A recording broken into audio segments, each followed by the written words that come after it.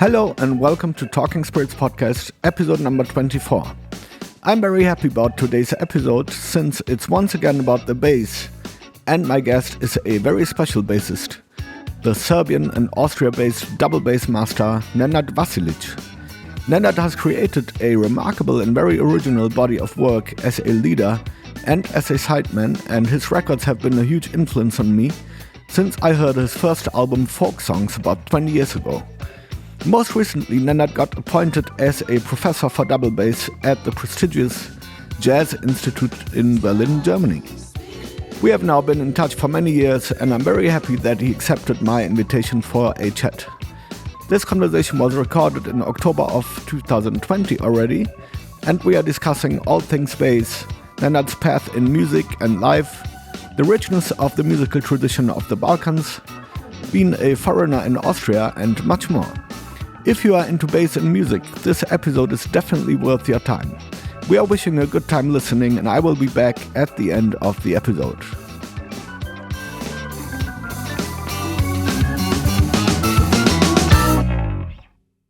Hi, Nenad. Hi, Armin. Hi, I'm very happy that you're taking the time to be my guest today. Thank you. It is my pleasure.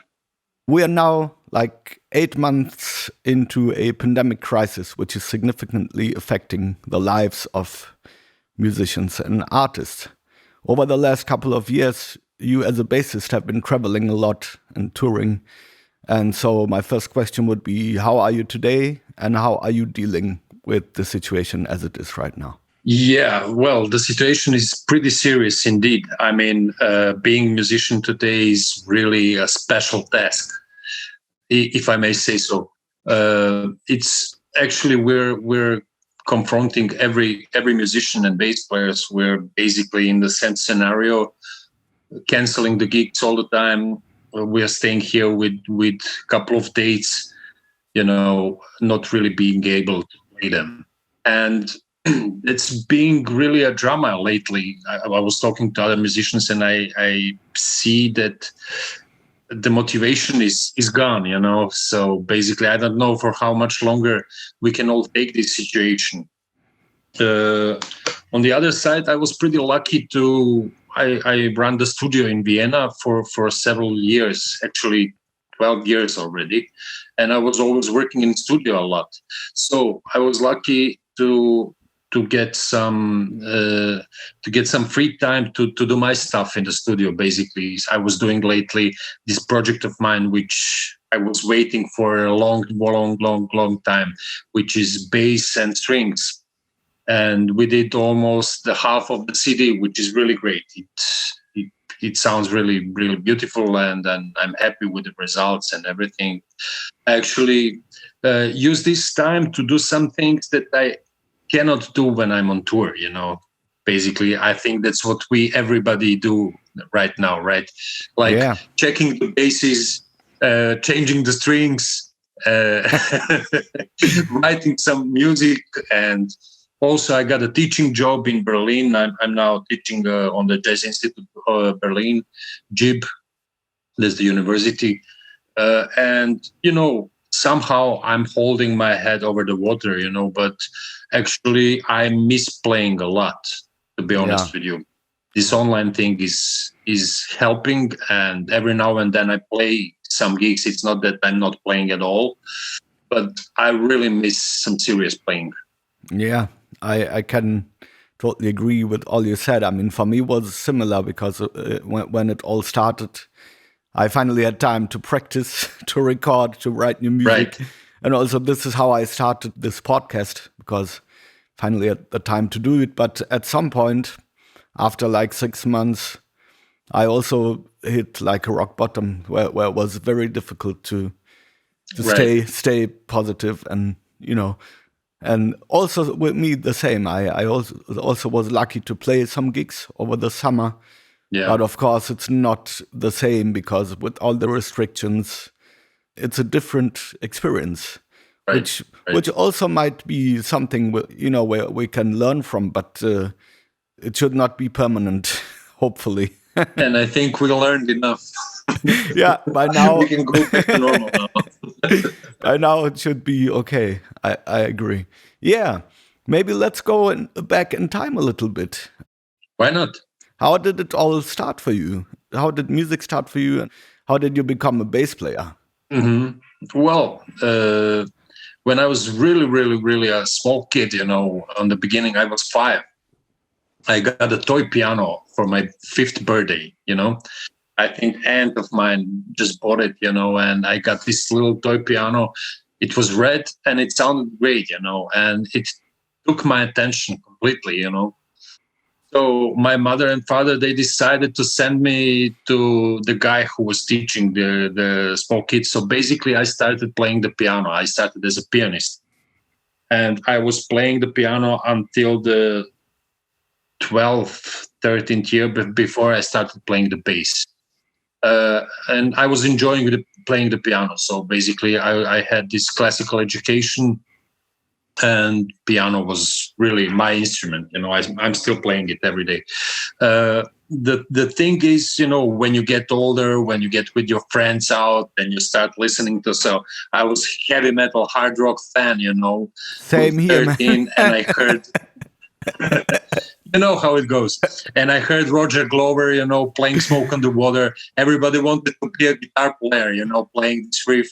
But I wanted to be a bass player in this song, Yeah. I like the bass, that part when he comes in, Yeah, the 8th notes. I think it was a Rickenbacker, right? And that was the part where I went totally crazy about the bass, But to be honest with you, me and my friends, we actually didn't know what instrument was that, So we were asking around all the friends, like, hey, do you know what's this? It looks like a guitar, but it's only 4 strings. What is it? And then finally we find out it's a bass, And I only had one single task. It was to find the bass, And I managed somehow. I think I was 12 or 13. I got my bass. And that was the moment when I finished my career as a piano player. Yeah. Yeah. It's funny. So I think it was probably the same with you. You probably started with guitar or I started with piano. the classical guitar and piano. But right. I had some affection for the bass as well. When I was listening to music or when I was watching videos of a band playing, I always paid attention to the bass and I felt attracted to the frequencies. And then when I came to Germany in 92 and I started to go to school, I got the chance to play bass at the school band because they had no bass player. And I said, yeah, I want to do it. And then the teacher who ran the band, he gave me a bass, and then I took it home and I started playing, and I immediately knew, okay, that's it. That's what I want to do. Right. What was your first bass? You mean the first one I owned? No, the first one you played. Oh, it's like it had a Höfner neck. Okay. And the body was just a piece of plywood. Somebody put it together, There's still some pictures of me playing it in the internet. Yeah, it was not a particularly great bass, but of course not. That's the point. Yeah, I was so happy to have one, especially since I'm a left-handed. It was not really. You could not just go and buy the bass. Yeah. Yeah, and especially in the 90s, I think. Now the bass is pretty easy, actually. Yeah, but in the 90s, you could play like 4 or 5 basses actually. There. The first bass I really owned is a right-handed Semic bass, and then I just turned it around. Yeah, right. And I do still have it. I don't play on it. Yeah, I still have it. It's here. Amazing. Yeah, and then I lost my first bass, so I didn't lost it. It's lost in perception. Yeah, yeah. So, but then you started on electric. But how did you come to double bass from the electric? Yes, I started with electric bass, and I was playing electric bass for a couple of years, different bands. I was also a singer. I was singing all the heavy metal songs. I was real heavy metal dude, and. After a couple of years, I realized I'm pretty serious about that bass, and I was completely overwhelmed with the sound and the possibilities. And actually, I just wanted to be a musician. It was pretty much clear, pretty early in my life, that I want to do that. I want to be a bass player. Yeah. And so I tried somehow to avoid going to the regular school. I wanted to keep going to the music school, and there was a possibility to go to the music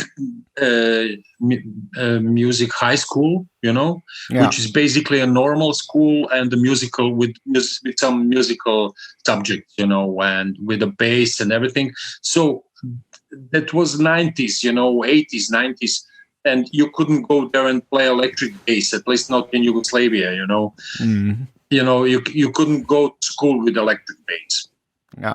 Basically, I realized pretty soon that this double bass is actually almost the same like electric, but if you play that one, you can go to school, Yeah, yeah. and you have all the time to practice your music, And I was like, okay, maybe that's a not bad idea, to start playing acoustic bass, and this way I can learn more about the electric bass, because that was the thing that I wanted to do, And I was like, okay, and then I don't have to go to regular school. I can go to music school and learn some harmonies and chord arranging and all that stuff, which was really important for me. And, play the double bass and electric bass. So I can go in the nights and play electric bass in clubs and then do the thing that I love the most, Yeah. Yeah. So that's how I started playing the acoustic bass, Yeah, but then it evolved into something, over the years. When I see you playing the double bass now, it's amazing. So yeah, it's I'm just talking to my son about these things. Actually, you cannot choose if you're an electric or acoustic player. I always wanted to be an electric bass player. That was my dream when I was a kid, and it's the same with him. He's also playing electric. But I got a bunch of gigs on acoustic bass after the people realized that I'm playing acoustic bass, and I was like, there is this. We were in the 90s, so everybody was playing electric bass, and I was this guy, 15, 16 years old, playing acoustic bass too. So of course I got all the gigs on acoustic. Yeah. And I was like, okay, well, I hope I'm gonna play more electric, but that never happened. It just didn't go that way. Yeah, I just stayed on acoustic because I had gigs on acoustic. Pretty soon, I think I was 16. I got a gig in Kafana, and in the Symphonic Orchestra of Niš, where I was born, and I was playing every day. I had like rehearsal in the morning and gig in the evening. Playing acoustic bass, and I kept playing in all these bands where I play electric bass, but actually, when you play 300 times a year acoustic bass, then you're an acoustic bass player. Yeah, but so it's so funny how just things just happen, and then you get directions for which way to go without consciously planning on it or wanting it. What about you? Are you playing? You're also playing double bass, right? Unfortunately, no. I think I saw you somewhere with playing some, or was that electric double bass or something? No, I with me it was a bit different because I was a metal kid as well, like really crazy. And then when I started, there was also a jazz band at school, and this guy, he wanted me to play. Because he also didn't have a bass player, and he always dragged me like, "Can you play my band?" I'm like, "No, I don't want to play jazz." I'm a metal guy. I don't want, and so also my mother, my parents, they tried to, convince me. They wanted to buy me double bass, but back then I was very narrow. I was not interested. And then, of course, later in time, I started exploring jazz music and different styles of music. Right, yeah. But somehow I never came to playing double bass. But I'm considering, to maybe just get one and start because it would be I think it would be a good thing for electric bass player to get a half bass, like the one I saw the Wu-Tang playing one. Yeah, it's pretty, and he sounds amazing on that thing, because it's actually pretty close to the size of the electric bass, but it's not a cello, it's still the bass, Yeah. And actually that's pretty interesting instrument. Also for a double bass players, and this could be an entry thing for electric bass player, maybe. Yeah, I mean, I'm considering. Actually, I already had a plan to how to realize it, but then Corona came, and it was a bit, it became a bit difficult money-wise. But it's still on my mind. I don't know if I would ever become like a great double bass player, but would be a challenge to. Of course, just start and see what happens. It's about exploring things, I started working recently with the Italian guy who is building very, very nice electric double basses, Yeah, I wanted to ask you anyway about him. It's really, really interesting instrument, because I was really I couldn't find a good travel bass or a good electric double bass for years. I wasn't actually even searching that much, but I was trying every now and then, testing instruments and everything. And I was pretty skeptical, about this whole thing. But then this guy came. His name is Roberto Franceschini, and he's from Nova Gorica. I think in Italian it's Gorizia or something like that. True. It's the same town, it's on the border with Slovenia. And this guy is making 2 models of the double bass. And both are amazing, really. I never tried the bass like that. Over the amp, it sounds almost like my acoustic bass, Yeah. And you can actually split it down, you can take the neck off, you can take everything off, and you can really travel with a plane, So I like it. I like it more than these David Gage things, which looks like acoustic basses. And this feels like 100% acoustic bass. And with Rally's pickup, it sounds almost like my acoustic bass. Yeah, we have a friend in Gorizia, Aldo De Luca. He's a guitar player. He's in the blues music. They're playing together. Yeah, exactly. And Aldo told me about Roberto and about his basses. And Roberto is a great guy. Yeah, really. So I was also considering. I talked to Aldo about it, if he maybe can make a contact, because I was also considering.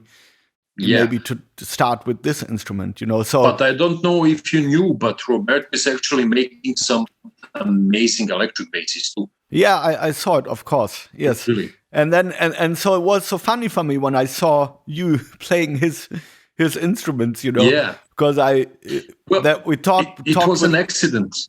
Yeah. We talked with Aldo about we have while we was on tour with Henrik Freischlader. We visited him in Gorizia, and we stayed there for like 2 days. And then that's when I met him and when we talked about it. And so I was very funny when I saw you playing his basses. Yeah. And I think eventually I will contact him at some point. I strongly recommend, because I really, I started working with this guy.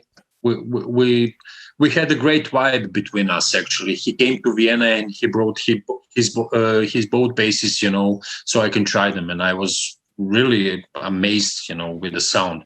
And basically we made the deal. So I'm actually endorsing this guy totally, Yeah. I don't have many endorsements, because I don't like, writing on my website that I'm playing the instruments that I actually don't play, No, it should not be that.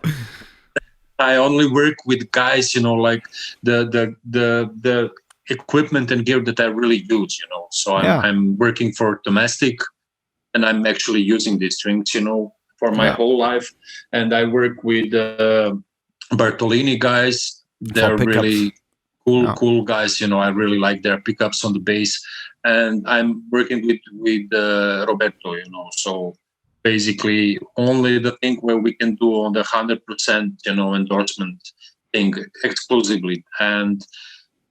But it's important, that you like the instruments, that you like the product of the company, not just, writing down, okay, I play this and this, and you actually never use it, No, it's the same for me. I mean, I never did any deals with where I don't like, I have no use for the instrument. And also for me, it became very important also to have a good vibe with the people, not just business, but you need to be connected. Yeah, that's really important. Yeah. Yeah, but at some point during the 90s, you decided to leave Niš and Serbia and to go to Austria. I think it was to study music. But what prompted your decision to leave Serbia, and why did you choose Austria as your destination? Well, it was pretty easy. You remember the times that were like we didn't have any internet over then. We couldn't like collect the informations from the screen. We had to really research. And kick and stretch. To find info about things. And I actually find out that there is a school in Vienna for jazz, which was a conservatory. Somehow I forgot the name. And there was another school called American Institute of Music in Vienna. And I heard about the school in Graz, and I knew about the Berkeley. That was my info, And I was pretty sure when I was 16, I was pretty sure that I'm going to go away from my hometown to study music somewhere in the world, and try my luck, finding good bands and playing with good musicians and everything. I wanted, I just want to play the bass, all the time with everybody, all kinds of music, Yeah. And as I told you, so I basically knew, okay, the USA was too far away, so my safe bet was Austria, to go to Austria and try to check the schools and everything. So I applied in Graz University, and I came actually to Vienna, And I checked the American Institute of Music and this conservatory that was in Vienna. And the American Institute was very interesting for me because it was the thing with electric bass, So I thought, okay, finally now I can really do more electric, again. But it was, to be honest with you, I think it was way, way, way over my budget, which was pretty low, Yeah. But anyway, it was really the most expensive school. It was even more expensive than Berkeley, I think, or something like that. It was a private thing. You couldn't get any stipendium or things like that. So I went to Graz, because I got invitation from them to go to do the audition for the university, Yeah. And then I went to Graz from Vienna, and Graz is a small place. I didn't really like it, because it was like too small, It's more like, how should I put it? This is the town when you get older, and you need some peace and retirement. Safe place to not happening a lot.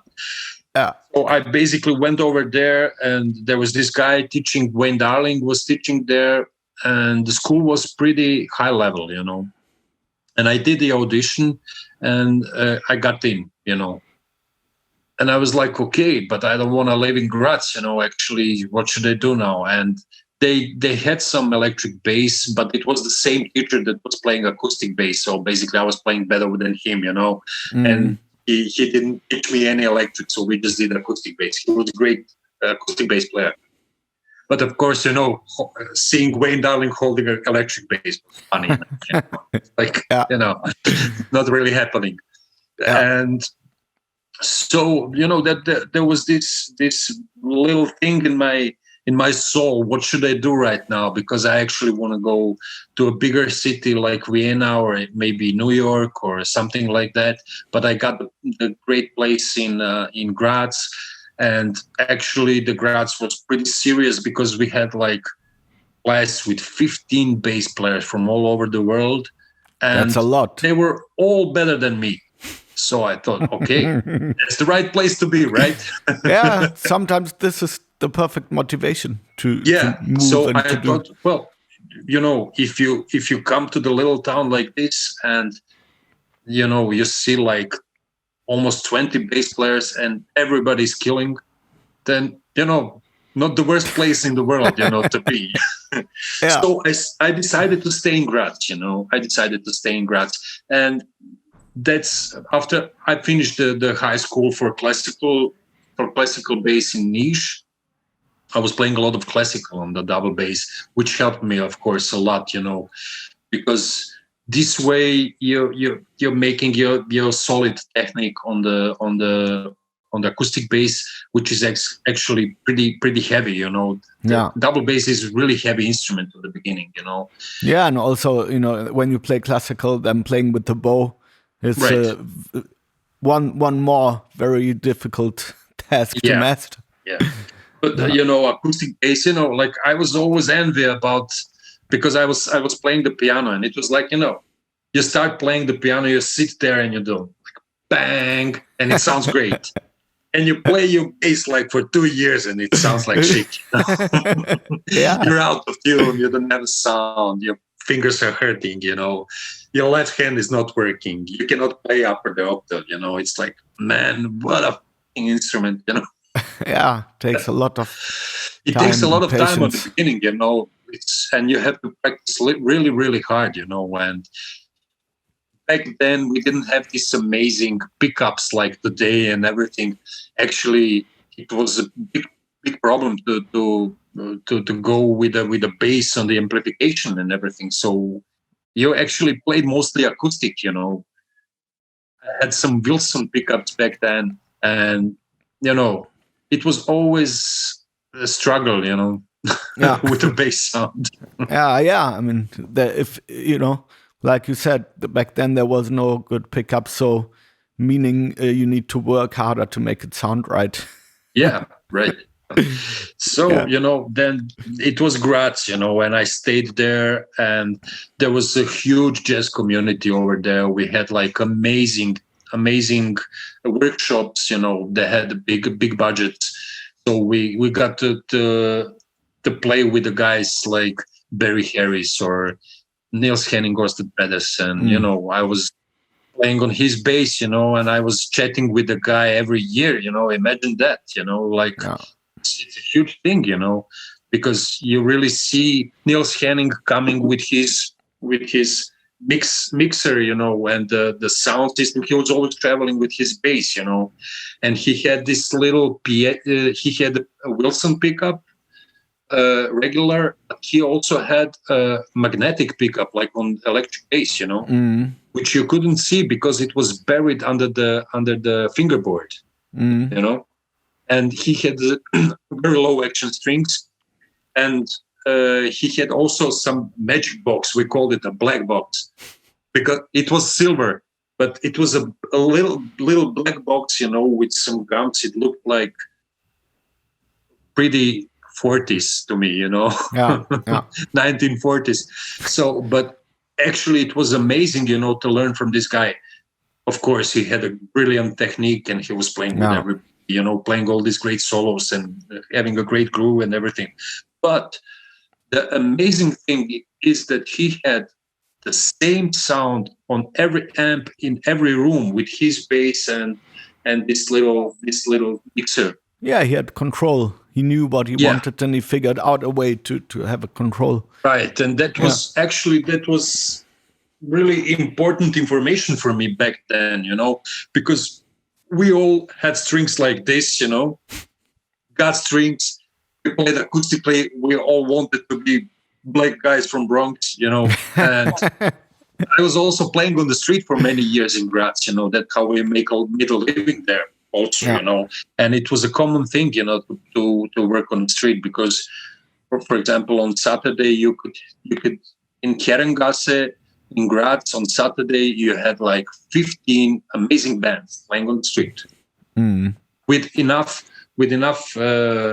space between the bands so you don't mix the sound, But everybody was playing acoustic, and playing acoustic on the street. That's where you learn your sound, Yeah, because it's just you and the bass. It's you and the bass and 2,000 people talking and all the trams, everything. So you don't hear yourself. It's like you have to find a way to project that sound, And to also get attention. of the people. I mean, I found, because I also did my share in playing on the streets with my band Royal Street Orchestra, and I found, it was like a very honest experience. So meaning that if somebody will stay with you, if somebody, I mean, people are going to get groceries or get stuff done, so they have no plan to listen to music. And so if they decide to stay with you for like a few minutes, then it means you really touched them in some way. Right. I found you got the point. Yes. Yeah. Very good experience. It's not the easiest job. Everybody who played on the street knows that. Yeah. But I think it's really an amazing school for a musician, to be honest with you. So the first thing was obvious, the thing about sound for a bass player especially. It's not a problem for a saxophone player, of course not. But for the bass player, it's really amazing to get your sound on the street. But actually, that's what you were talking about bringing people, to get them to listen to you. That's actually the hardest task on the street. Yeah. And, first of all, that's the only way to make some money, So they have to stay there, and listen to you. But, also you feel that's like your award, for being there, and doing stuff like, okay, well, I'm not doing this for nothing. Somebody likes what I'm doing, and somebody was touched with our music. And yeah, it's quite a school, to work on the street. Yeah. Yeah. But okay, I mean, by now that you went to Austria, that was in the 90s. 95, right. 95. I'm 25 years in Austria now. Yeah. And so by now you have a rich discography as a leader and composer.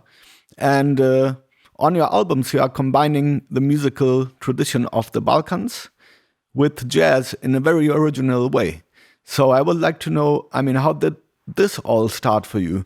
Because in the perspective, in the perspective of many people from the Balkans, the traditional music is considered to be, especially with young people, they will say, no, I don't want to listen to this music of the peasants, let's say like this.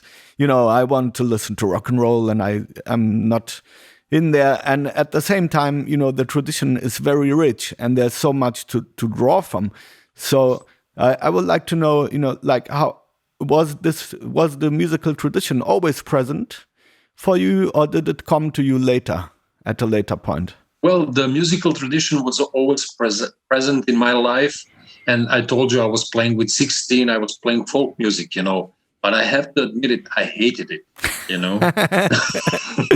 Yeah. I didn't do it because I liked it, I did it because that was the way of getting a gig for a bass, I wanted to play the bass when I was 16, 17, And the only way to get a gig, was to play the folk music too, Yeah.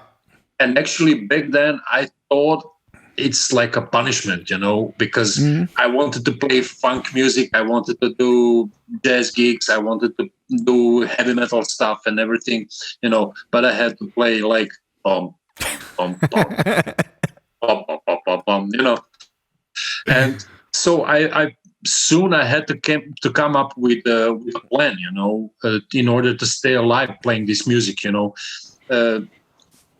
It was like, I started to practice my bass really, like I would decide, for example, this evening everything I'm going to play tonight is going to be in the 5th position, So I do like 5-hour gig only in 5th position. And then I say like, okay, tomorrow I will play the whole gig on E and A string. I will not touch D and G, So you came up with challenges for yourself. Right, yeah. And then on the next day, the most important things in folk music is about knowing the song. So you have to soon you have to find out, like you have to check like a couple of thousands of songs or hundreds, or I don't know. I never counted, But you really have to be able to know how to play the right notes for all the songs, Yeah.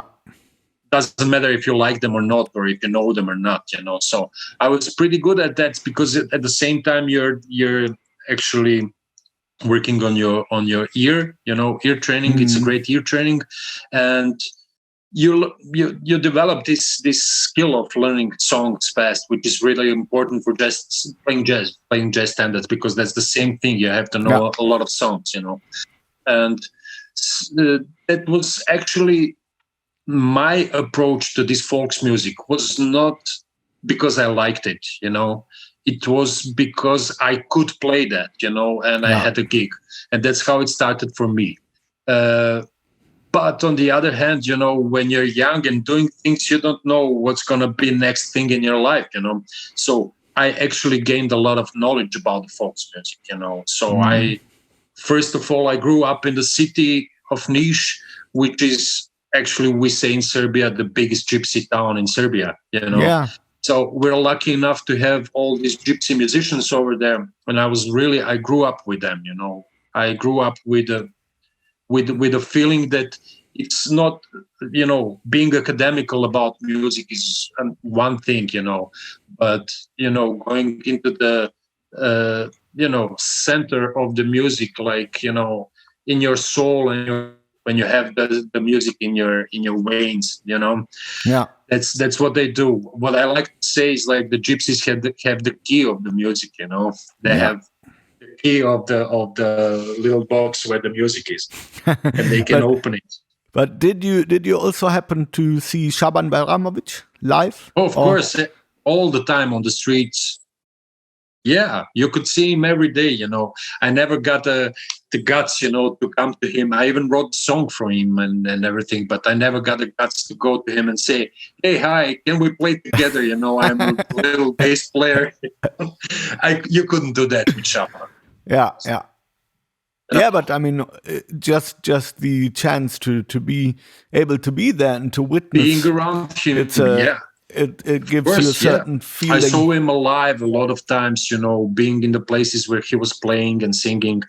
I was neighbor with him because when I was really, really small, I was living in a gypsy quarter, for a short period of time, and it was the same place where he was living, So actually, you could meet him on the street, walking around with his wife, Yeah.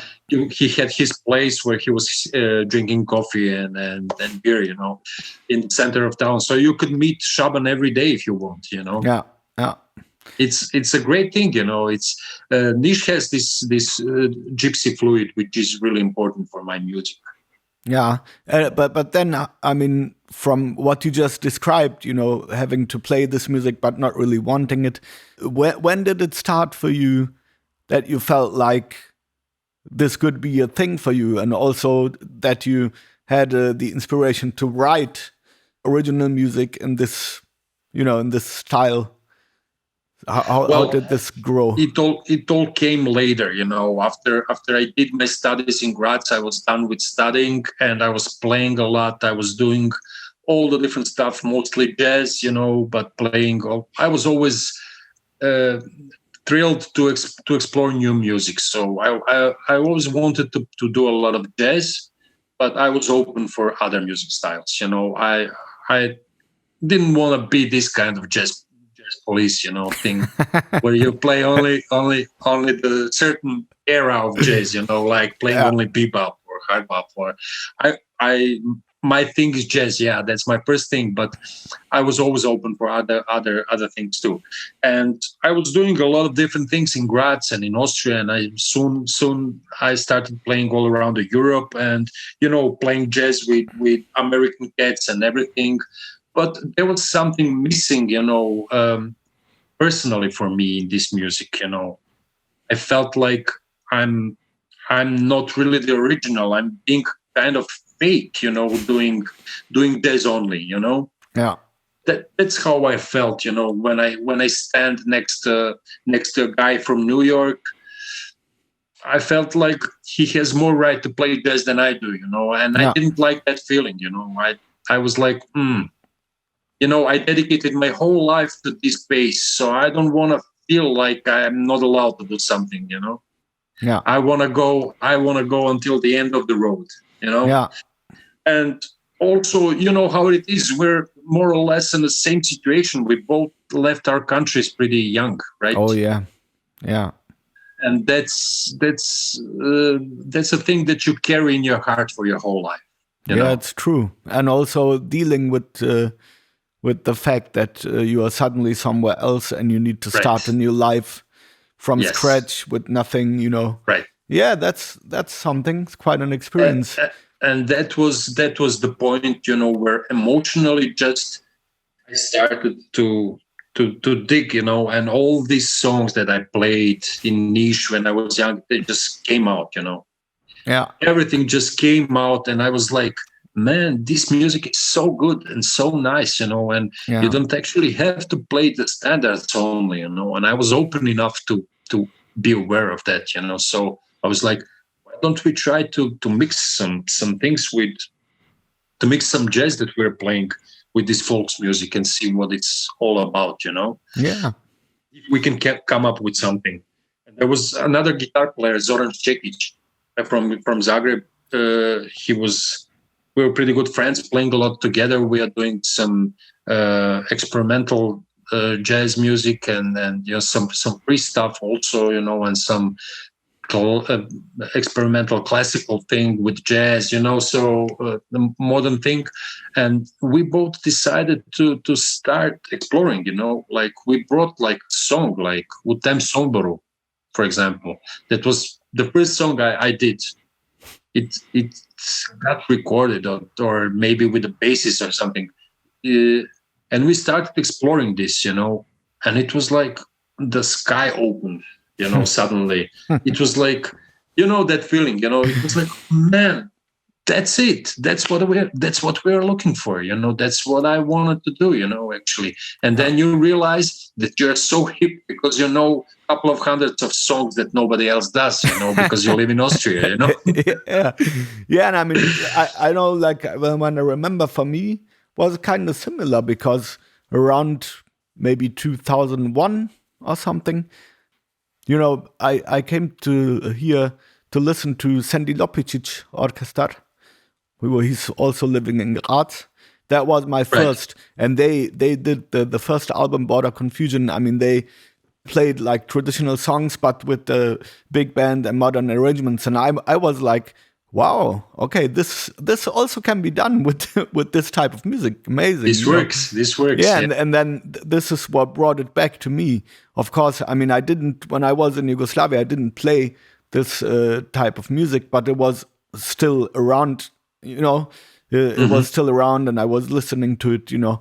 But back then I was like, no, I'm a rock guy, you know. I don't want to. Yeah. And then hearing this album brought it back to me, and also, as I told you, your album Balkan Songs, because my father gave it to me. I think he bought it in Sarajevo. Okay, yeah, you mean the folk songs? Yeah, folk songs, not Balkan songs. Yeah. And he brought it to me. And I mean, I still do love it. And this album also, yeah.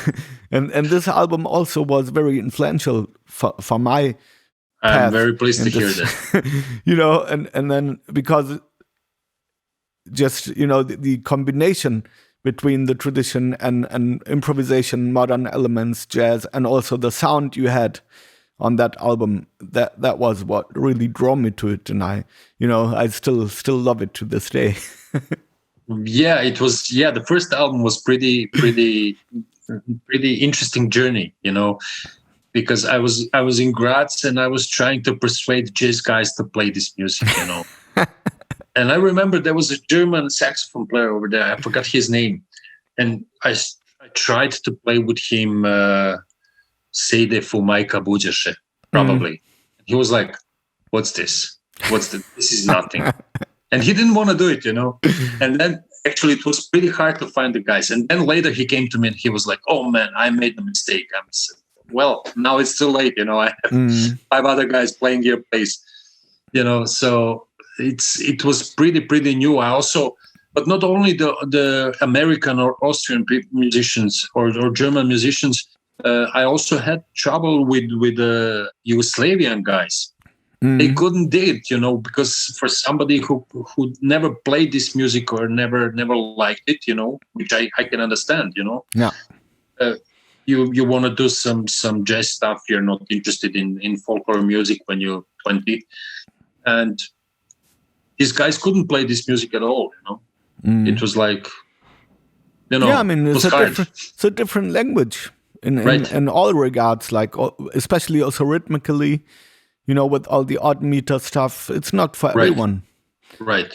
And also Especially like that, this is something. But what I found, like with the odd meter stuff, many try to access it by their brains, but I think most important is to just feel it, not to think too much. Well, what I like to say about the bass to my students is always the same. I think, and it's not just about the bass or about the bass only. It's about everything in your life. I think you have to combine all the skills. Yeah. So all the skills and emotions, because doing just with emotion is not enough, because if you don't know what you're doing, it's hard. But doing only with your brain is exactly not enough, like only if you do it by heart. So you have to really combine it all, in order to make it work. And I think in everything you do, you just have to combine as many sides of human being, to make that thing complex and interesting for everybody else to hear. Yeah, I agree. In the Balkans, for instance, the people who like traditional music, they are mostly interested. They are very strict, sticking to the tradition. And if you try to do something else, like combine it, they just say, no, it's too modern. We don't want to have jazz in our music. And also the same phenomenon can be witnessed with many jazz lovers, or like, for that matter, in any kind of music. There are lots of people who are like puristic, and they don't want to have the mix of styles. At the same time, I mean, the albums you did, I think you did 12 by now. Yes, something like that. Yeah. Yeah, I mean, they are held in high regard by the press, by the music press, for instance, from all over the world, and they are also listened to by people from all over the world. So yes, that's the most important.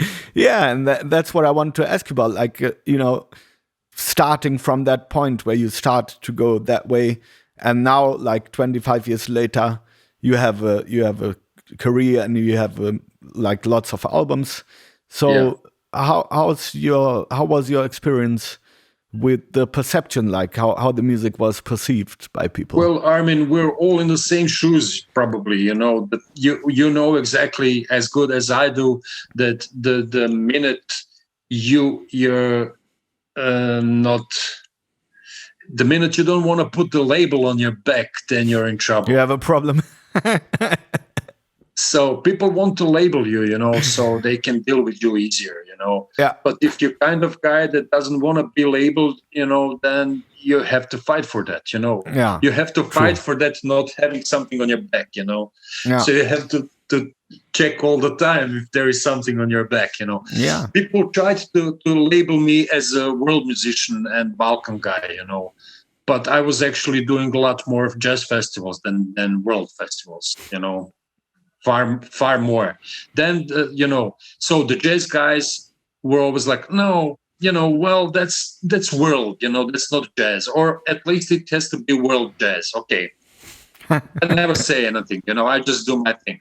So then you go and you play a gypsy festival with Martin Lubanov, then they say, oh man, that's too much jazz, that's jazz, But that's what I mean, like. Right. Then you're doing your double bass thing, and I'm also doing the same thing with the double bass. I'm using so many different techniques on my double bass, and then the guys are like, well, that's not really a classical technique. I know. It's a combination of all, that's the point. Yeah. I think, well, you need some kind of strengthness, and I don't know, some belief, I don't know how to put it, to stay in this world and try not to be labeled, Yeah. You have to have the guts for that, because everybody is attacking you, because some of them are just afraid that you're walking around without label, because they would be scared not to have any label. That's what I want to say. Many are really scared of it, if you take the freedom to just say, I'm not this or that, I'm just a musician and I love to play everything which affects me in some way. Right. Yeah. And I think, when I talk to my son or my daughter, or when I talk to my students, I cannot stress that enough. You have to fight to be yourself, Yeah. It's like you're Armin, you're left hand. You like the music that you like, you came from the country living in other country. You're such a unique combination. There is no two Armins over there, Yeah. You just have to be yourself, and that's what I'm doing on my albums. Actually, I'm exploring, I'm searching, I'm trying to do different things.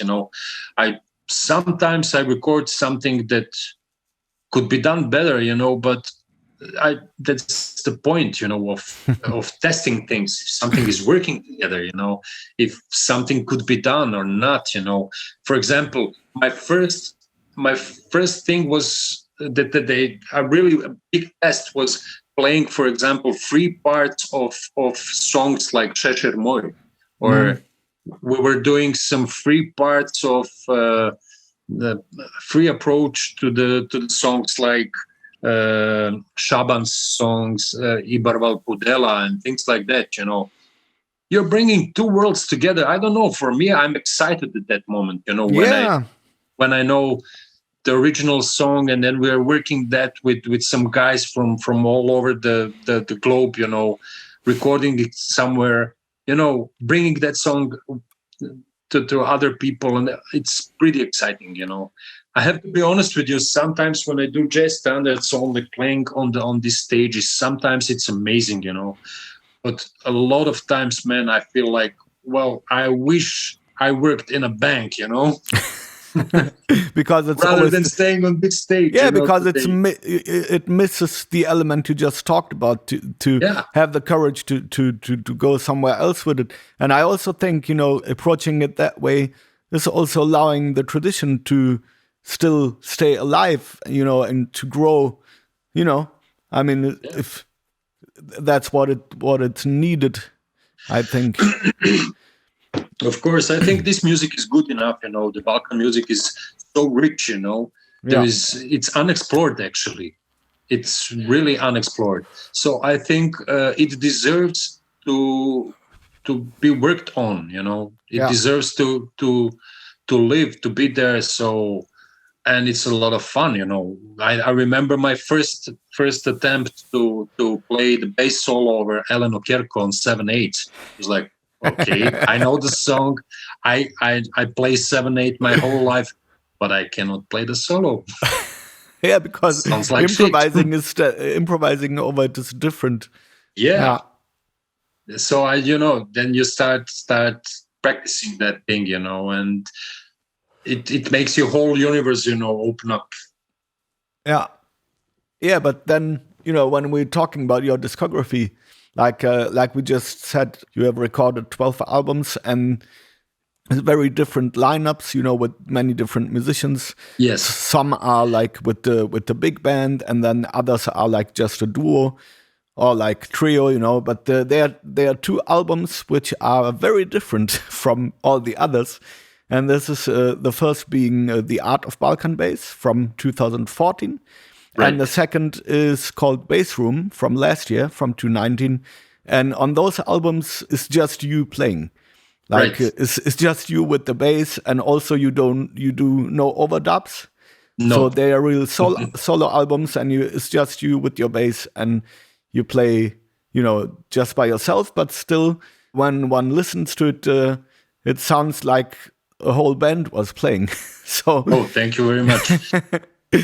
Actually, it's nothing missing, Yeah, the thing with the solo bass is this is something totally different, It started like this, Actually, I'm a huge fan of a good audio sound, That's what I'm really, working on for years, And I always experiment with bass recordings and, different mics and preamps and everything, with my double bass.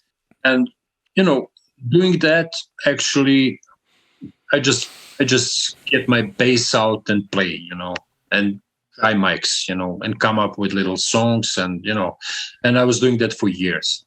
And suddenly you realize, okay, you have so many different songs, so it's a lot of material. Actually, it sounds great. It's totally different.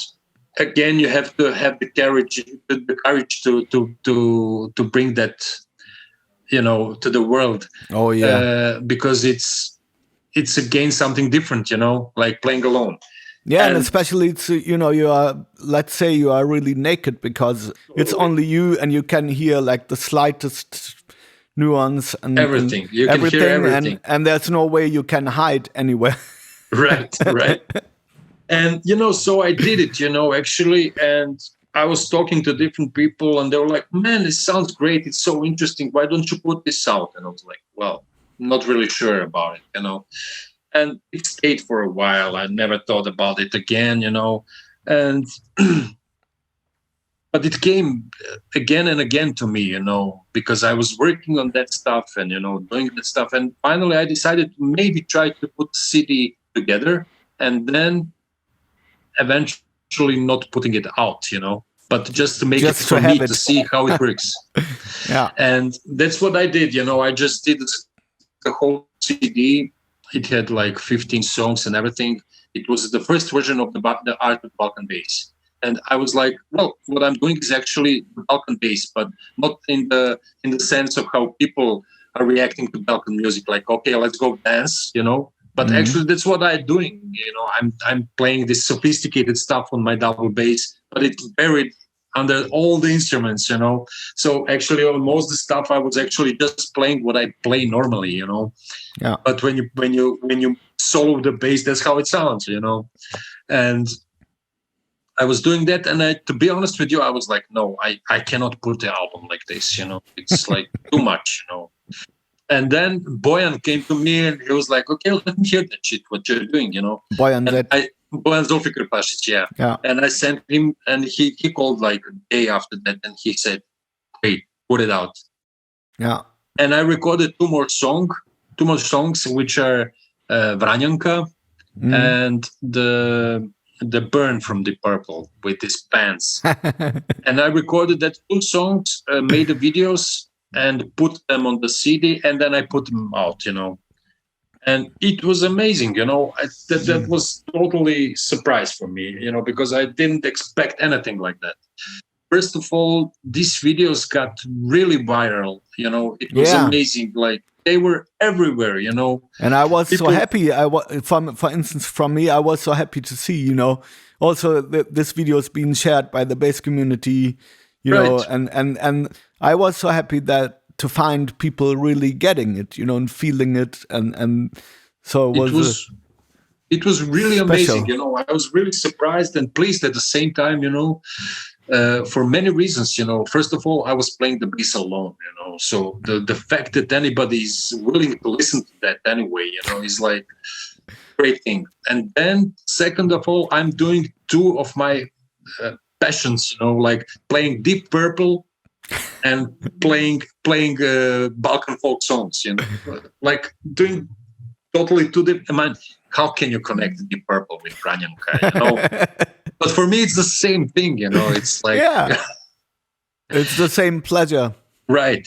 And then I put these two videos out. It was a huge thing, and this CD was selling like crazy, The guys in the Hong Kong, they went crazy about the sound and everything, and people started calling me for the solo concerts, And I was like, hey, now this is getting serious, And I remember playing the first solo concert in Vienna, and I went to the club, and I started to play. Man,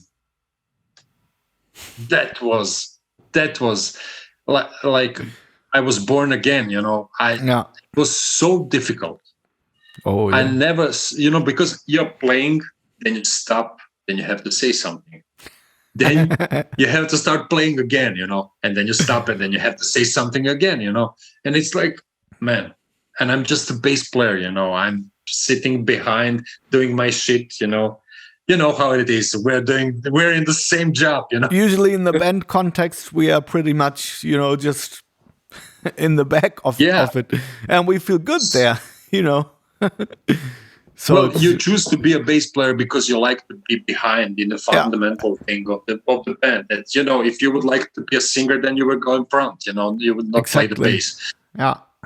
And my first solo concert, that was like, I thought I'm gonna embarrass myself, and that's gonna be the worst thing in the world. And it was really heavy experience of me playing 1.5 hours for people without a stop. I thought I'm gonna die.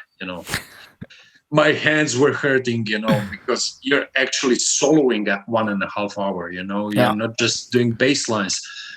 And that was, I was totally wet, I was in water, but the people were happy, and I was like, oh man, I have so many things that I need to practice, it's like totally, this gig is not happening, this is totally, I have to prepare myself better for this, Yeah. And then I started playing solo concerts, and it got really serious, where I was really like preparing myself for a couple of weeks before every concert. And then it was always less, like 1 week before the concert, practicing and doing stuff. And I did like more than 20 concerts of solo bass, which was actually something that I didn't expect at all, Yeah. And selling all these records and everything. And by working on the material for the concerts, I came up with a whole another CD, which was a bass room, actually. Yeah. Yeah. That's how it happened. And the bass room is actually working great, but now we know about the thing, So we're not surprised, It's just people like solo bass. And there is another thing. The minute I realized that the John Patitucci and Larry Grenadier, they made a solo CDs in the same year as I did the bass room, my second one, after 5 years, after the Art of the Balkan bass. It was like, okay, that's amazing, I'm not alone. Yeah, because you're looking. I was looking for solo CDs when I was doing the bass, the Art of the Balkan bass. Just for the sound, for the idea, and all I could find was some ECM stuff from Dave Holland and Phil. Oh man, what's his name? I forgot. Phillips. I don't know. I have to find out. Like two or three CDs. One from Ron Carter, not much more than that. And then 2 years later, you have all these solo bass CDs with Adam Ben Ezra, with John Patitucci, with Larry Grenadier, and it's like cool thing, Yeah, of course. Yeah, but you just also mentioned that you have a new album coming. Yes. And it's bass with strings. So what is it? Is it a quartet or is it a bigger string ensemble? I'm preparing 3 albums at the moment. Okay. The first one that's going to come out is actually a compilation of my previous songs. And this is coming out on the 4th of December. Like a best of? Like the best of volume 1. It's going to be a volume 2 also, but this is volume 1 compilation coming out with the old songs newly remastered, and this is going to be something to put out in December. And the next thing that I'm working on is actually what I told you already. It's bass with the strings, and what we're working on for a long time is a recording of my songs with a big band. Oh, yeah. And we did all the arrangements. Everything is prepared, but we were supposed to open Jazz Festival in Belgrade with that. But it was supposed to be in October, but it moved to December, and now we're waiting if it's going to be canceled or not, But I strongly hope that I'm going to be able to open the Belgrade Jazz Festival with that program, With the big band.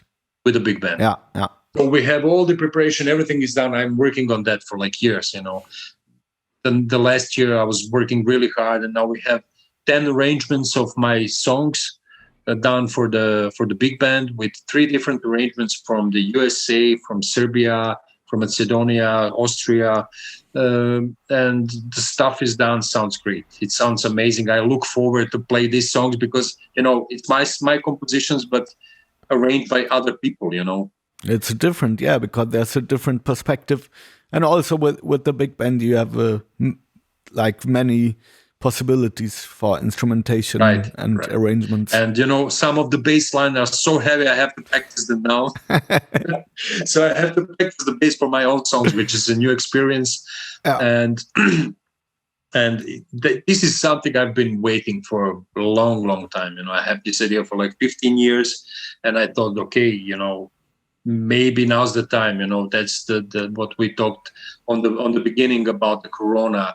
If there is anything good about the Corona, then that I managed to finally organize arrangements for my music for the big band. At least, this is something I couldn't done before. Because you just don't have time to do that. Yeah, and also some ideas I think take time, not just for the reason that you have a lack of time, but also because they need time to grow. So I'm also very curious, to see, to listen to your new, because I'm very familiar with the old albums, but this will be different. Will be this different thing approach. with the strings is working pretty well because I'm playing mostly fretless bass. Oh, electric. Oh yes, I'm doing a lot of fretless bass on these songs, and gonna be pretty interesting. It's a very good mixture, with the fretless and strings. Additionally to your work as a leader, you are also working as a sideman, meaning that you also play bass for other artists. Oh yes. And most notably, at least from what I'm seeing in the last couple of years, you played a lot with the Bosnian singer Amira Medunjanin. And so I would like to know, what can you say about this cooperation? And also, how would you describe for yourself the difference between working as a leader and working as a sideman? Yeah. Well, the thing is, when you're a bass player, the first thing you get to do in your life and your career is playing the sideman gigs, right? So before I started working as a band leader, I was working for years as a sideman, So, and also then when I started, my first album was like 2000 folk songs, and I also worked as a sideman for many years after that, But then in one point, you get till this. You just had enough of all the sideman jobs that you did, So you basically try to choose the right ones, and try to choose the sideman jobs where you can actually, bring something to the table, I'm not just be like a bass machine. Right. Yeah, and the thing with the project with Amira Medunjanin was a thing like that. She called me. I didn't know who she was, and she told me that she's making a band with the Vlatko Stefanovski, Bashar Khalife, and Bojan Zofiker-Basic. And when you hear a call like that, you would say, "Yes, I want to be there." Of course. Especially I know Bojan for so many years, and we work together, and I always wanted to work more with Bojan, because he's one amazing musician, as we all know. And then I also worked with Vlatko Stefanovski, and I wanted to work more with him, And Bashar Khalife, I knew about the Khalife family from Paris, but I didn't work with him. So that was an occasion, to maybe do something with him. And then it was just a call. I remember it was, I think, 2010. She called me if I have a week to work with them on the new album in Leipzig. I was like, okay, Leipzig. Why not? Yeah. It was good enough for so many composers, so it should be good enough for us too. And there was this Walter Quintus, late Walter Quintus, who was actually producing the whole stuff together with Bojan. And we actually met in Leipzig, not knowing each other. I knew Bojan knew me. And that was the story, that was the really beginning of the whole adventure with Amira. And the recording was like pretty crazy. We had difficulties with the mix pult for the 2 days. We were not doing anything, just having food and talking, playing. We didn't record a single note, for 2 days. It was just, having fun, But it's gonna come up fine, And then we had some, difficulties with musicians. Then some of them were gone after 2 days. Then we had some new musicians coming up to the studio. It was pretty chaotic, But the first thing I remember that we recorded, it was the song that we actually didn't know that we were recording. So because I was in the hall playing the bass, and Amira was in the booth, somewhere over there, and we were playing Bele Ruže, from Shaban. And actually for me, it was from Zvonko, but Zvonko Bogdan. But Amira liked the version with Shaban better. So for Amira, it was playing Shaban, and for me, it was playing Zvonko, And I was staying there, and we were doing this almost not touching the instruments, almost not, just the two of us, trying things. Actually, I was checking the key because I think it was some strange key. I don't know. She would just try to start to sing, and then somebody just put the mic on the bass, and we were doing that so I can have something in my headphones, and it was done. We didn't know it was even recorded. We asked Walter after that, "Did you record that thing?" And he said, "You bet I did." And he was like, "Of course I did," And we all forgot about it, At least I never thought about it because we had all these hit tunes, like Mario Bela Kumrio was like amazing, and Jovka Kumanovka, and so many nice songs, It was really an amazing session, I really enjoyed album. A lot, Great album. And I was really, there is one story about this session. I will tell you that I don't think we ever talked about it, but actually Kafu mi draga I speci was the trio song. So we started playing with the bass, piano, and the voice. And it was amazing, And sadly, after 2 takes, I think we got it. I never heard it after that, but I think it's recorded. And as far as I remember, this sounded really great. Walter thought, why don't we do another duo song with the piano and the voice of the Kafu mi draga I speci? And we were like, yeah, great idea. I went outside and they were recording 2 or 3 takes, but we were all sure the trio version is going to be on the CD, But they had also this duo version for that matter. And then after the mixing was done and everything, I got the CD and the opener was Bele Ruže with duo bass and voice. And I'm like, did we even record that thing? And it was like, oh man, this huge bass sound coming out. I was like, wow, this is beautiful, Yeah. I was playing really, really minimalistic, which I adore. I like playing less always, if possible. Yeah. And with this beautiful Amira's voice and opening the album with the bass and voice, it was like, really a nice thing. Yeah. And then I heard, it was the first thing that was like, wow, man, great, And the Walter did a great sound and everything. But then you hear, what happened to that bass on Kafu mi draga I speci? Did you put that out, you motherfuckers? But they had this huge, duo thing with Kafu mi draga I speci, which was basically the main thing on our concerts later. This duo stuff.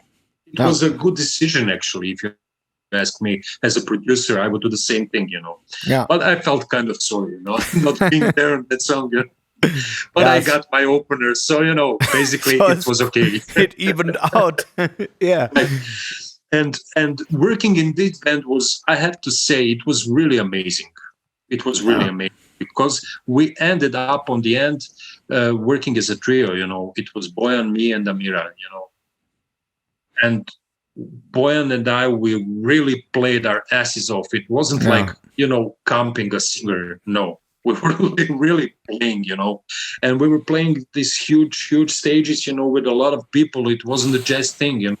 We were playing for at least 1,000 people, 500 people, 2,000, 5,000 people, and you start playing in front of 5,000 people in Belgrade, and the second song is a bass solo, thing, play alone, not having given anybody out there. You're alone. Bojan is playing some clink, clink, clink, clink, You're like doing the solo in Sala Center, but it was amazing experience actually, when Amira was doing a great job.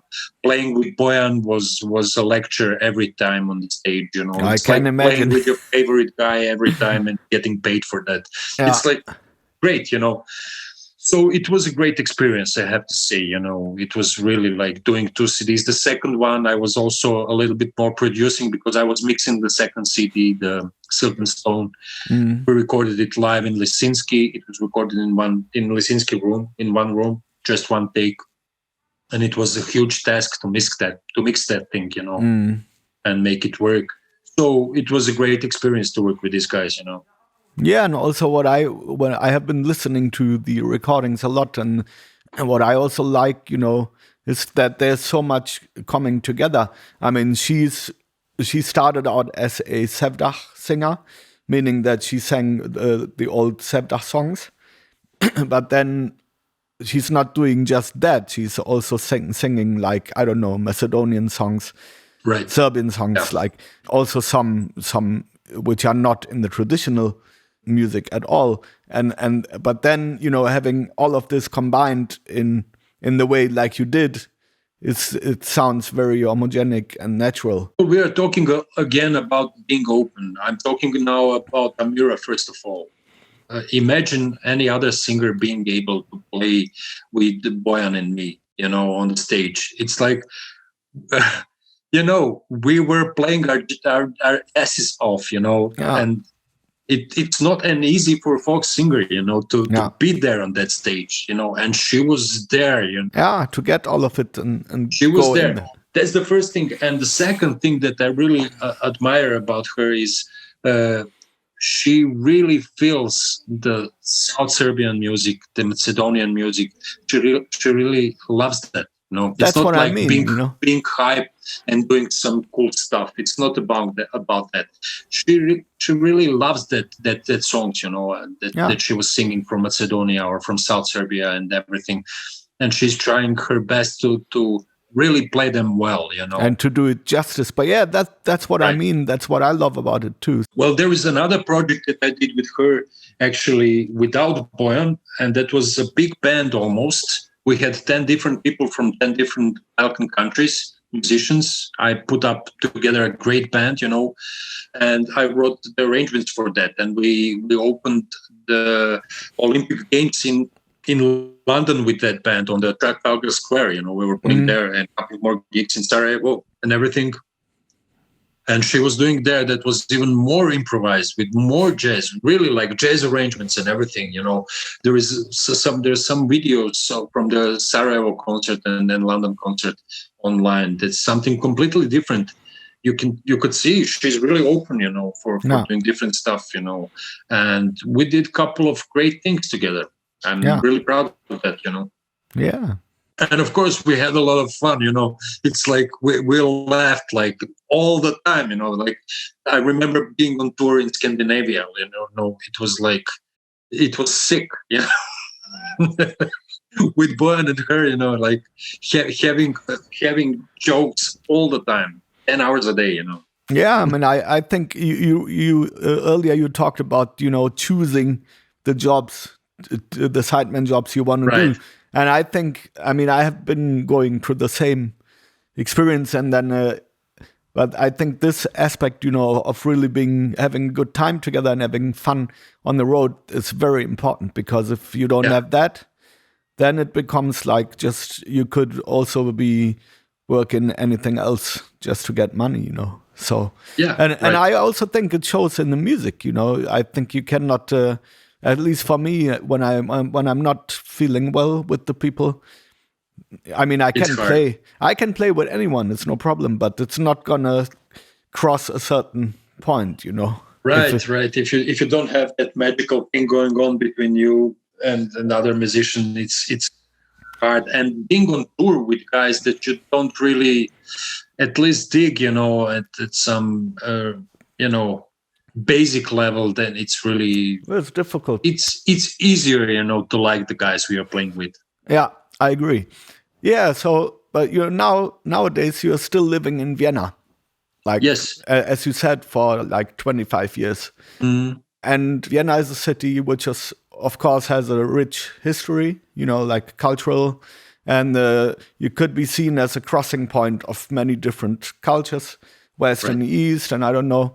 But at the same time, at least from where I'm looking at it, one gets the impression that living in Vienna as a foreigner is not necessarily easy, you know? No. Yeah. And so I would like to ask you that, like, how do you feel as a foreigner in Austria and in Vienna? And what are the experiences you are making? The thing is, I'm here for a long time and I managed to make an international career, you know, and that's one of the things that helps me stay in Vienna, you know. Yeah. Because if I would be a local guy, you know, I don't think I would stay here for too long, you know. Being a foreigner in Vienna is actually pain in the ass, you know. These people here they were never confronted like Germans, you know, with the Second World War, you know. They're still saying they were occupied, you know, by Germans and things like that, which is actually not true, you know. And we all know that. We all know the history. We don't need to go there. But, you know, actually, they were not being honest to the world, you know. And they were not being honest to their kids and to each other, you know, to their selves, you know. And actually, there are a lot of nice people here, you know, and it's nothing wrong with Vienna. Everything is cool, you know. I don't want to sound too harsh, you know, on them right now, you know. But they have a problem they need to work on, you know. Yeah. It's like, you know, they need to confront that, especially in this country where you have a lot of foreign people, you know, a lot of strangers, a lot of people that actually are this country, you know. Yeah. All of us actually works on the image of this country and Vienna and everything, you know. And, you know, it's pretty easy when you do some serious stuff, then you're a Vienna's bass player, you know, Austrian jazz musician. Somebody wrote in Wikipedia that I'm an Austrian jazz musician. I don't have anything against it as long as I can say loud what I think, you know. So basically, I'm recording songs like Gavrielos Princip, and I go to ORF and have 1 hour broadcasts on their shows, you know, with songs like that. You know, I had songs like Lily Merlin playing in minor, you know. You know, I'm doing that stuff for like 25 years. They know me well, you know. Yeah. So I'm criticize them. Yeah, I'm you know, I say loud what I think, you know, and you know, you don't get all the love in the world for doing that. Of course not. Of course not. It's not. But it's important. It's important to do so, you know. And you know, when I talk to my kids here and everything, I think it's getting better, you know, because it's not like you're gonna have any trouble on the street, you know. It's not like somebody's gonna come to you and make something bad to you, but the vibe, you know, the way the people are looking at the strangers here is like, you know. Yeah, it's more subtle, but still, right. Yeah. But it still has an effect if you have to live it every day. Of course, and you know, it's always like, you know, things like. Of course, you're not gonna get the best job in the world here, you know, because you're a stranger. You know, there's some. Actually, I never got a teaching place in Austria. I got it in Germany. You know. Interesting. You know, I got amazing teaching job in Germany, in Berlin, I played a couple of gigs in Berlin. That's in my life. That's it. I never lived there. I don't know a single person over there. I just played the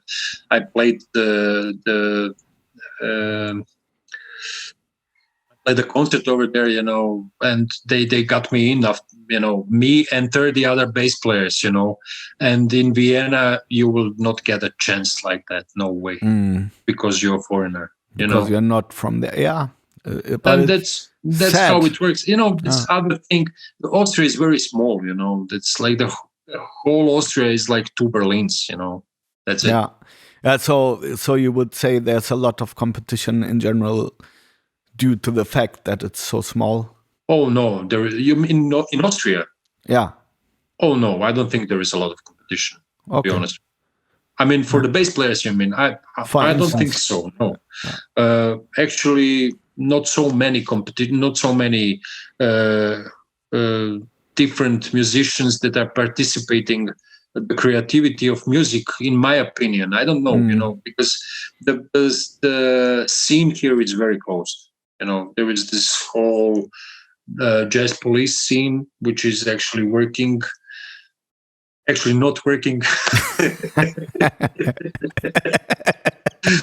And there is this huge world scene, which is actually, we could talk about that, but a lot of people claiming being a world musicians, or whatever that means, they are working here in Vienna. There is the whole scene about it, but more serious than that, actually, it's not happening here at the moment, Okay. Yeah. So not a lot of competition. That's also the problem, So basically, they just wait for a new guy to come. And I remember every time there is an Austrian bass player here, they just, oh, the new Austrian bass player, great. So you're the best man. I'm not. You are. Okay, I am.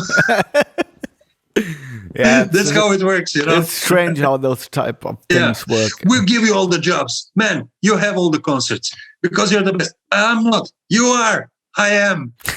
Yeah. This is really strange. Kind of that thing, But it's Vienna, Yeah. Okay. But so if we go back to the Balkans, also in a similar sense, I mean, like the Balkan wars are now over for at least 20 years. Right. Like, depending on where. Mm-hmm. But if we look at the political and societal situation, which is present there right now, one could say, sadly, in all of the countries, it has not improved a lot, So how do you see all of this, and what would need to happen to make a change which would eventually lead to people being able to live a better life in the future?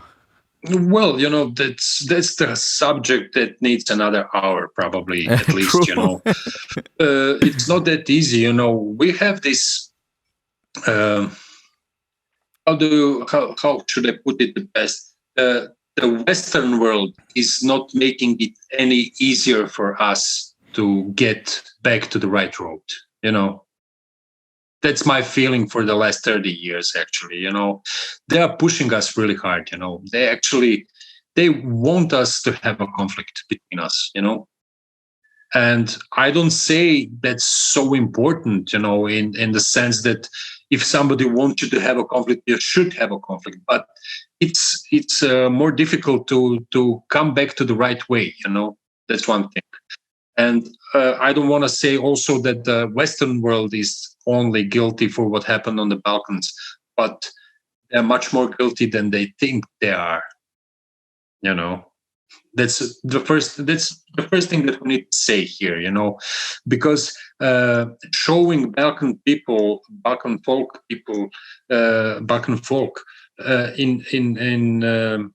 in reality as people that hate each other is not true. We do not hate each other. Not at all, There was a lot of difficulties over there. But still, also, today, you can travel as Serb everywhere. You can travel as Croat. You can travel as a Bosnian guy. You still have a lot of Bosnian people in Serbia. They were always there. Nobody left Serbia. you know. So it's much, much more complex than that, you know. It's one thing. And the second thing, you know, to be honest with you, I think the things are getting better, but they're getting better really slow. Very slow. Yeah. Yeah. So what I can see, for example, in Serbia, that Serbia is living better than before. You know, we can now, you know, discuss about the political thing and about Vučić and about this and that, but I don't want to do that. No. What I see is actually things are getting better, but it's really slow because of the first thing that I told you. The Western world doesn't want us to recover, because this way we can serve them better, you know. Yeah, I mean, they can, you know, can keep control, and they can put, you know, the hyper capitalism in there. Yeah. So, but what we can judge, like, you know, you can see the Europe and the world is full with Balkan people from Bosnia, from Croatia, from Macedonia, from Serbia, from Montenegro, from everywhere. People are you know, doing great jobs all over the world, you know, showing some respect to other nations, you know, and doing their jobs really well, and, you know, making it good for their country, for our countries. And I think we have some kind of the destiny of the Jewish people right now. You know, we're facing actually that's what I'm seeing, with having almost, I don't know, you know, the numbers, but I would say there is at least so many people out of the Balkan countries in the world as in the Balkans right now, right? Yeah, and becoming more and more every single right day. So we're facing this thing with living with a lot of Balkan guys living out of the Balkan countries. Yeah, the so-called brain drain. Yeah, right. Yeah, and that's what's happening, you know. But on the other hand, I see that for example, with Amira, we did like 2 or 3 years ago, I don't know, we did like 20 concerts in Croatia in one summer. I mean, sorry, but I cannot do 30 concerts in one summer in Austria, you know. Yeah, and if you go and do it, you will find that, you know, the reception is great everywhere and warm. The reception was great. We had great audience, beautiful stages. You know, Croatia is beautiful, you know, and things like that. Then you also have, before that, we had like tens of great concerts in Serbia with Amira and with my band and with Bojan, and also only my projects. And I was doing one of the first great solo bass concerts I did in Belgrade, not in Vienna, you know. Yeah. To be honest with you. So the things are getting better, you know, and the musicians are better paid than before, and everything is working out slow. I see that the Soko is working again, you know, this Gema AKM thing, you know, that starts to work there, and the things are recovering. So we can just, you know, do our jobs, do our best, you know, for our countries, you know, and hope for the best. Yeah, but so in your point of view or your perspective on it is quite optimistic, and yeah, of course, this is something I like a lot, because we need this type of energy, you know, right down there. It's really important to stop criticize things and start bringing good energy and good vibe to the table. You know? I agree. That's how I see the things, you know. So we can sit down and cry, you know, talk about this and that, you know, or we can do our best, you know, to laugh and bring positive stuff, you know, as much as we can. And the best thing, what I'm seeing, the best thing to do is actually you just do your job the best you can, and the people are looking at you and they get hope, you know. I see many bands from Serbia and many bass players from Serbia and people looking at what I do, and they like it, so they do their shit, you know, and then it's going forward, you know. Yeah. Okay. And I was looking at some guys, you know, that are doing their job good, and I was motivated to do my thing, and I think that's the most important thing, Yeah, and this is also, the possibility and power we as musicians have, and we need to use it. I agree with you. Of course. Yeah. Of course. So if you would try to, to look at the future, I mean, you already said, you told me about some things which are coming up, like the teaching gig in Berlin or the new albums. But are there any particular ideas, wishes, or dreams which you want to realize for yourself in the future, which you did not realize yet? You mean musically? In general. In general. Can be musically, but can also be in general. Yeah, well, the musical things I already told you about. The big band was kind of a dream coming true, And I'm always dreaming of some kind of the heavy metal band that I'm gonna play in, I still hope, to get in a band, with the bass, and be loud. Yeah, I can relate. I mean, yeah. Yeah, that's one of the things, and privately, like I'm always trying to get more balanced, inside. That's what my main aim is, because once you get more balanced, I think you're more productive then. Yeah, everything works better. Right. Yeah. So maybe moving from Vienna, more, but I'm traveling a lot anyway. So I'm basically living a lot on the road in Vienna, and I'm also visiting Serbia all the time, balcony, and but maybe, this teaching job is maybe an opportunity to move to Berlin or something like that. I don't know. Yeah. I think it's a too long time to stay 25 years in Austria, so it's time to move. Yeah, come to Germany, man. Yeah, we would love to have you here. It's easy because of the language and everything, so it's not impossible, let's see. Yeah, let's see what happens. What dear God want for me, Yeah, okay, cool. Yeah, so I would say we are approaching the end of our conversation for today. We have talked about many topics. Right. And of course, the guest shall have the final say. So is there anything you would like to share with our listeners to end the conversation? Of course, yeah. Play the music, play the bass, be positive, stay well, try to think positive in these crazy times, and let's hope for the best, but stay on it, make music. Yeah, I can only second that. Cool. Okay, man. So I would like to say you, Armin. Thanks a lot. It was amazing that we finally get the chance to talk in detail, and then also do it in a way which will be available for people to listen to. Yeah, great. I'm totally grateful to you, and I had a lot of fun. Me too, man.